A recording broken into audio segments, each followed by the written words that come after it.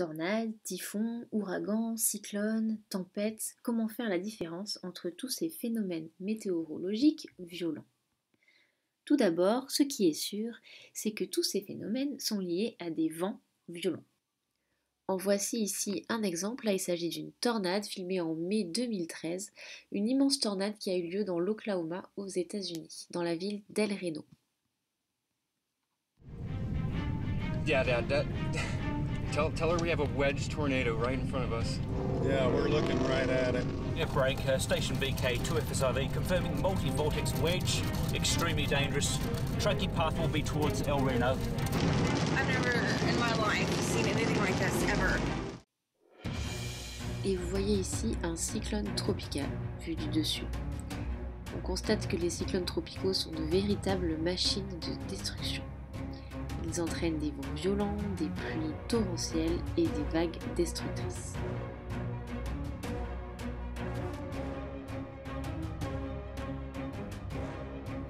Essayons à présent d'y voir plus clair. Nous avons d'une part ce qu'on appelle les cyclones tropicaux. Les cyclones peuvent être de différentes sortes. Les typhons, les ouragans sont des cyclones. Mais ce qui ne change jamais, c'est qu'ils se forment toujours au-dessus de l'océan ou des mers.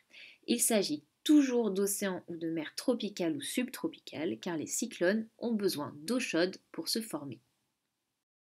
Alors, pourquoi ont-ils des noms si différents? Tout d'abord, il faut s'intéresser à la force du vent. On commence en fait par une dépression tropicale, puis quand la force du vent augmente, on parle de tempête tropicale, et on a dans ce cas une force de vent qui est supérieure à 62 km/h. Enfin, lorsque la force de vent continue d'augmenter et que l'on dépasse 117 km/h, c'est à ce moment-là que l'on va parler de cyclone tropical. Tout ça est donc lié à la vitesse du vent. Maintenant, comment va-t-on faire la différence entre un typhon et un ouragan? Parce qu'en fait, les typhons, comme les ouragans, sont des cyclones. Eh bien, il s'agit tout simplement de la position géographique. En fait, on va parler d'ouragans dans l'Atlantique et le Pacifique. Alors plutôt en général Atlantique Nord et Pacifique Nord-Est, même si on peut en trouver un petit peu plus bas. Et pour le typhon, on va en parler en Asie de l'Est. Toutes les autres zones, on parle de cyclones, tout simplement. Il faut savoir qu'un ouragan peut même devenir un typhon et vice-versa si on passe d'une région à une autre. Nous entendons plus souvent parler d'ouragan que de typhon. C'est simplement parce que l'océan Atlantique est plus chaud que l'océan Pacifique. Et nous avons vu que le cyclone avait besoin d'eau chaude. C'était nécessaire pour sa formation. En fait, l'eau chaude va s'évaporer de la surface, va monter, va se condenser avec l'air froid et va former des nuages qui vont alors se mettre à tourbillonner. Les cyclones peuvent couvrir de très vastes zones. Ils peuvent faire entre 500 et 1000 km et peuvent durer quelques jours à plusieurs semaines si les conditions sont favorables pour eux.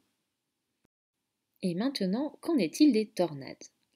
Même si celles-ci sont également liées à des vents très violents, leurs conditions de formation sont extrêmement différentes. Nous avons vu que les cyclones ne pouvaient se former que dans des zones chaudes au-dessus des mers et des océans. Les tornades peuvent se former presque partout, aussi bien sur Terre qu'au niveau de la mer. Mais il y a d'autres différences très importantes. Une tornade est un tourbillon d'air qui descend du ciel. Elle apparaît pendant les orages et c'est donc une conséquence du mauvais temps. La colonne d'air descend vers le sol et les vitesses de vent peuvent être beaucoup plus importantes que pour les cyclones, en dépassant les 330 km/h. Mais malgré cette puissance, une tornade est un événement très localisé, une centaine de mètres au maximum. La plus grande mesurée par les scientifiques ne dépassait pas 2 km de diamètre. Et au niveau de la durée, ça ne dépasse pas quelques heures. Revenons à présent au point commun. Les ouragans, ou cyclones ou typhons à gauche, d'une part, et les tornades, à droite, d'autre part, partagent quand même une particularité. Les deux catégories sont liées à des vents très violents. Mais il y a autre chose. Ce sont dans les deux cas des puissantes masses d'air qui tournent autour d'un centre à grande vitesse. Donc dans les deux cas, le centre est beaucoup plus calme, extrêmement calme même. On appelle ça l'œil du cyclone ou l'œil de la tornade. Et c'est l'endroit le plus sûr lorsque le phénomène se produit. On peut récapituler tout ça de la façon suivante. Vous avez à gauche les cyclones tropicaux et à droite les tornades. On a dit que les cyclones se produisaient dans les zones chaudes au-dessus de l'océan, tandis que les tornades se produisaient où elles voulaient.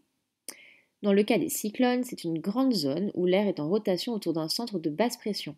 Les vents sont un petit peu moins violents, les espaces sont plus grands et la durée est plus longue. Dans le cas des tornades, il s'agit de tourbillons de vent extrêmement violents prenant naissance à la base d'un nuage d'orage.